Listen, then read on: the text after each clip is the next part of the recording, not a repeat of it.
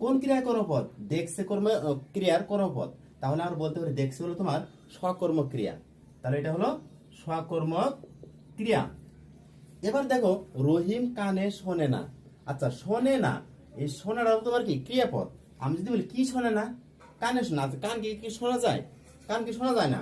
তাহলে যদি বলিস কি শোনে না, কান কি শোনা যায় না। আমি যদি বলি যে কথা শোনে না, তাহলে একটা কথা আছে, কিন্তু কানকে তো শোনা যায় না। এখন আমি যদি কাকে শোনে না, আচ্ছা কানকে কি শোনা যাবে না, তাহলে কানও কি হবে না, তোমার করপথ হবে না। তাহলে এখানে শোনে এর এই ক্রিয়াটা তোমার করপথ নেই। তাহলে আমরা এটাকে বলবো অকর্মক ক্রিয়া। অকর্মক ক্রিয়া। এবার দেখো ফারুক কথা শোনে। আচ্ছা শোনে, কথাকে কিন্তু শোনা যায়। আমি যদি বলি কি শোনে, কথা শোনে, কথাকে শোনা যায়, কানকে শোনা যায় না। তাহলে এই যে কথা হলো তোমার এই যে শোনে ক্রিয়ার কর্মপদ। তাহলে আমরা বলতে শোনে হলো